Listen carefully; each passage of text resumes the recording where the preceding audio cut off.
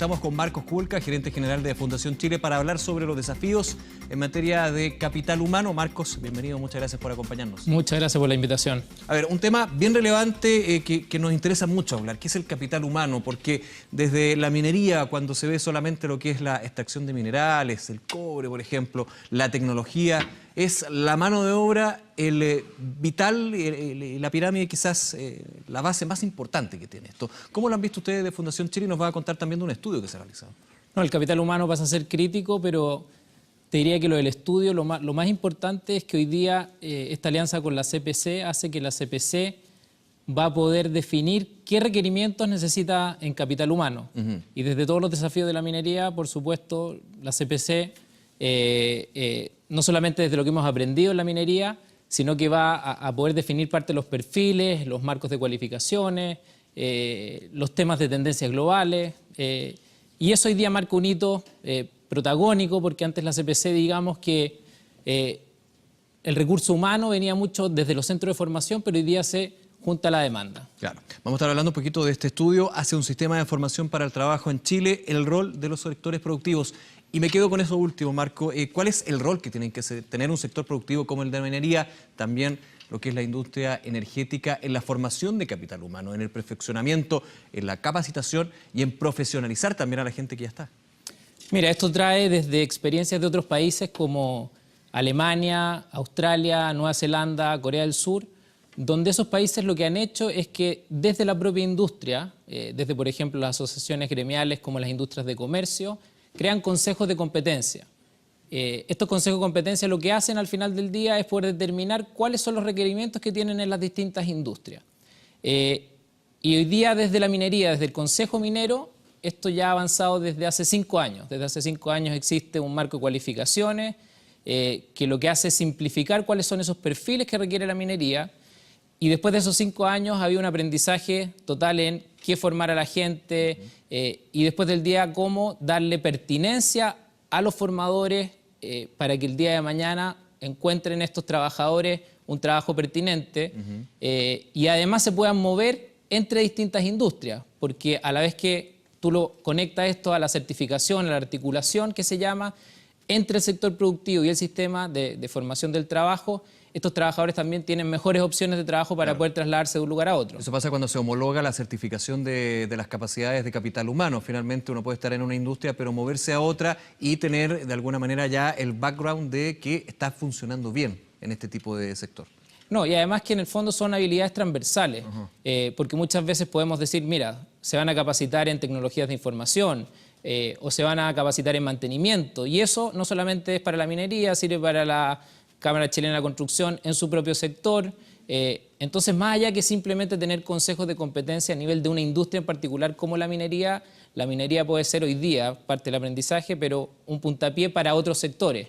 Y eso es lo interesante. Ahora, si contemplamos además las tendencias en los ámbitos de robótica, automatización, el capital humano que se va a requerir además va a tener que ser más sofisticado para poder convivir con estos equipos, con estas maquinarias, con inteligencia artificial. Y para ahí, o sea, lo que pasa ahí en el fondo es que tú vas a tener que formar gente en aquellas competencias que además son tendencias de futuro. Claro. Profundizo en ese punto, Marcos. ¿Cuál es el desafío que se genera cuando hablamos de capital humano y robotización? Específicamente lo que es la automatización. En la minería, lo hemos visto en varios capítulos, la minería chilena ya han habido grandes pasos con respecto a automatizar funciones que son peligrosas, que son más complejas hacerla con la mano humana, pero que tienen aún una relación con un operador humano, por así decirlo, en este punto. Sí, acá siempre hay como estos temores de cuánta gente va a ser reemplazada por trabajo rutinario y en realidad lo que va a venir es que tú vas a tener que evolucionar en el tipo de tareas que tiene la gente. Y es desde ahí que quizás lo que nosotros conocemos en las operaciones mineras, como lo típico que conocemos hoy día, va a cambiar. Hoy día hay, por ejemplo, faenas mineras en Suecia donde tienes un montón de cosas automatizadas, pero igual la gente ha ido evolucionando y que en forma remota opera una mina, pero tú necesitas igual a estas personas que operen en forma remota. Claro. O cosas que requieren, por ejemplo, pesos específicos o limpieza en conductos, donde tienes robots especializados, igual está el complemento de la gente para poder realizarlo. Entonces te diría que más que un reemplazo lo que tenemos que hacer es ir formando a nuestra gente en ver cómo se complementa con estos equipos, con la automatización, en fin, desde ahí. Pero es evidente que las personas que tienen trabajo hoy día específico van a tener que evolucionar en la forma de cómo hacen hoy día su trabajo. ¿Cuál es la apuesta que hace Fundación Chile? Tenemos este estudio que hacen con la CPC, pero también de alguna manera, ¿cuál es el trabajo que ustedes ven hacia adelante en la formación? Mira, en términos de la formación, yo creo que es uno de los capítulos claves, no solamente en la minería, sino en los otros sectores. Hoy día cuando tú ves la cantidad de alumnos que están en la formación técnica, estamos hablando, no sé, entre la gente que está en educación media, superior, incluso en el mismo trabajo pueden ser 1.800.000 personas. Vemos básicamente que tiene que ir alineado en tres cosas. Una, que sea más pertinente a los requerimientos de futuro. Dos, que se pueda ver cómo evaluar la calidad, y para eso tú tienes que tener estándares en qué formas a la gente y además coherencia entre distintos centros de formación. No puede ser que si tú pasas de uno a otro sean evaluados en forma distinta. Y lo otro es la articulación.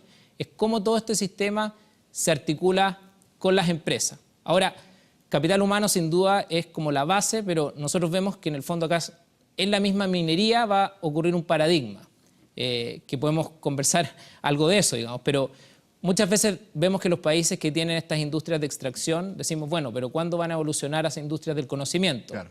Y nosotros estamos... Muchas veces a vender esos servicios que se están aplicando en la misma industria. Por ejemplo, pero más que eso, nosotros creemos que la propia minería va a ser la responsable, que no tengamos que depender de la minería en el futuro, que es un paradigma raro, pero es así, pues la minería en el fondo es una cancha que tú juegas donde tiene escala mundial, tiene desafíos gigantescos, desafíos que tienen que ver con las leyes, que muchas veces yo creo que lo han visto en este programa, desafíos que tienen que ver con los temas medioambientales, desafíos que tienen que ver con las tecnologías de información, en fin.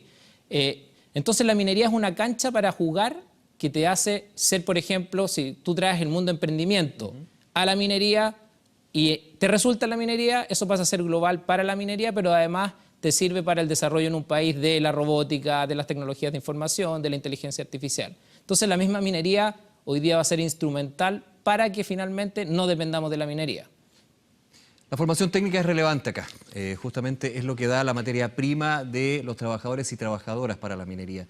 ¿Cuál es la visión que tienen ustedes con respecto a la academia, la formación inicial, podríamos decir, de estos futuros trabajadores y trabajadoras?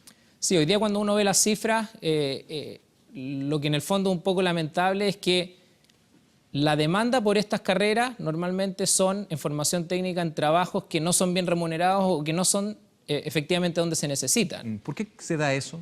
Eso se da porque hay una brecha muy importante en información. O sea, cuando tú tienes que, por ejemplo, ver bueno, cuáles son las mejores carreras remuneradas o para hacia dónde van las tendencias de futuro o cuáles son las brechas que los mismos sectores están demandando de sus trabajadores, esa información hoy día está atomizada, parcelada. Entonces, hay un requerimiento muy importante que tiene que ver con proveer la información adecuada. Y en este estudio con la CPC es desde ahí una de las tareas que son críticas, es proveer aquella información que le va a servir no solamente a la empresa para poder demandar qué necesita, sino además para dar ciertas señales, signaling a los centros de formación en que formarse. Pero después hay otro elemento que es crítico, que es qué demandan los estudiantes. Y ahí entramos en un dilema que tiene que ver con la acreditación de las carreras, porque no muchas veces está alineado cómo se acreditan las carreras con lo que necesita la industria. Claro. Entonces, desde ahí los estudiantes pasan a demandar parte de lo que estos centros de formación están acreditados, pero no necesariamente conversa con el sector productivo, que es lo que se está haciendo en este estudio al final. O sea, en este estudio lo que se hace es como un link muy fuerte de la CPC, de poder proveer de esta información, de poder exigir la calidad desde el punto de vista de los trabajos, y eso va a generar, en el fondo, una mejora en los centros de formación. Y lo otro que pasa que es muy lamentable es la deserción. O sea, en estos centros de formación, por ejemplo, en carreras mineras, el 20% sale finalmente de su carrera. O sea, tenemos un 80% de gente que deserta en el camino. Entonces, ahí también hay como una un mal gasto de los recursos, pero a su vez a estos mismos jóvenes se pierden en ese camino que efectivamente, si siguieran la carrera en 2 o 3 años, podrían conseguir trabajos de calidad. Vamos a seguir hablando de formación de capital humano, también de innovación muy importante en este tema. Hacemos una pausa, no se vaya, ya seguimos con más de Reporte Minero.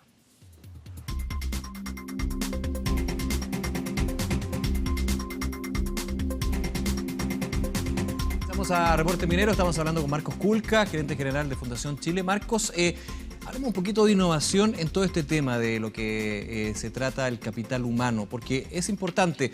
Hemos hablado durante muchos capítulos de Reporte Minero de que la innovación está presente en el sector productivo, en la producción en sí, en el know-how también de qué se está haciendo, pero ¿cómo se puede llevar a cabo cuando hablamos de personas humanas, de el tratamiento del capital humano en la industria minera en este caso? Mira, hay una parte importante de no solamente desde la minería, pero todo lo que son los requerimientos de habilidades del siglo XXI. Y eso obviamente también rige para la minería. Estamos hablando de no solamente un operador, trabajadores que puedan tener un pensamiento crítico ante distintas situaciones, o cómo poder colaborar y trabajar más en equipo y no directamente en forma aislada. Eso es una parte. Ahora, los problemas de la minería, así como en otras industrias, son problemas sistémicos. Y estos problemas sistémicos requieren que una empresa se abra al mundo a través de lo que nosotros llamamos innovación abierta. O sea, las soluciones se encuentran en diversos sectores o en diversos lugares. Y para eso tú tienes que tener además trabajadores que puedan trabajar con otros, pero que puedan a su vez poder incursionar en un ecosistema más diverso y más completo. Entonces no se trata simplemente de saber operar la máquina. Ahora, cuando nos vamos como ya a la sintonía fina, incluso hoy día, por ejemplo, en capital humano, si uno se imagina en el futuro la minería, tenemos, por ejemplo, el género femenino. Hoy día las mujeres son mucho más eficientes y eficaces en poder trabajar en forma remota, por ejemplo, con controles. Claro. Por lo tanto, en la minería, en algunas partes del mundo, los mejores trabajadores son mujeres, que uno quizás no lograría conceptualizarlo en una mina, quizás acá en Chile, cosa que sí ya está ocurriendo. O sea, tiene que haber todo un tema de adaptación también, un cambio cultural y mental de una industria que de por sí tiene muchísimo tiempo.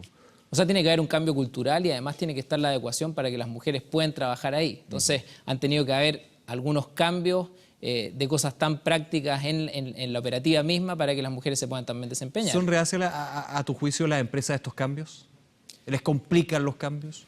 Yo creo que a cualquier empresa, sea en sector minero o no, los cambios no son parte natural del ser humano. Pero más allá de que puedan significar un costo, hay un tema de también una política y historia de la empresa. Sí, hay un tema cultural. Pero hoy día, ante los desafíos que tiene la minería, que son gigantes, los cambios cada vez son más receptivos.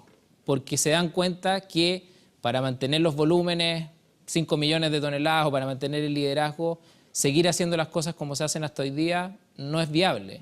Entonces hoy día yo te diría que la gente está más predispuesta a hacerlo. El desafío es que se hace muchas veces en una operación y eso cuesta pasarlo a nivel de la compañía en general. Pero eso hoy día se está homologando y se está tratando de que esto sean prácticas transversales a lo largo de la compañía y que no sea solamente en una operación, porque incluso dentro de una empresa tú encuentras mejores prácticas en una operación versus otra. Pero hoy día yo diría que el sector está bastante más propenso a esos cambios. Hablábamos un poquito también de las habilidades blandas, en las distintas dimensiones que uno tiene que ver este tipo de habilidades. ¿Cómo se ha aplicado también la innovación en este punto? Muchos creen que la innovación solamente es más bien un tema en concreto para las habilidades duras, para el proceso mismo, y que las habilidades blandas dependen de cada uno. Bueno, eso es parte de lo que te decía, que en el fondo nosotros tenemos una brecha gigantesca. Hay un estudio que es el PIAC, que se hace en los países desarrollados de la OCDE. Chile salió pésimo evaluado ahí.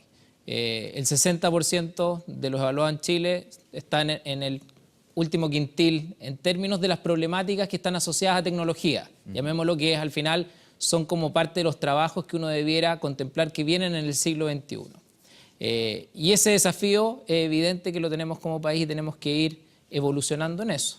Entonces sí tenemos un desafío gigantesco en estas habilidades que tú hablas blandas, porque no es simplemente saber de computación, de tecnologías de información o del Internet de las cosas, y no es solamente saber operar una máquina como hablábamos antes, es poder resolver situaciones críticas, sobre todo en la minería, donde tienes temas asociados a la seguridad, donde tienes temas asociados a la coordinación, porque cuando uno se imagina la minería, lo que llaman el gigantismo, en la minería todo es gigante. Claro. Entonces, poder tú desempeñarte en un entorno... Los equipos son muy gigantes, son muy grandes también. Son gigantes, todo es gigante. Entonces tú tienes que saber operar con sensores, poder tener georreferencia de dónde estás ubicado, Entonces, bueno, eso tiene que ver también con el criterio de lo que hablábamos de habilidades blandas. Y hoy día hay sistemas de formación. Nosotros estamos llevando un proyecto a cabo que se llama ELEVA, junto a varios actores, al Consejo Minero, el sector público, donde parte del entrenamiento tiene que ver con simuladores,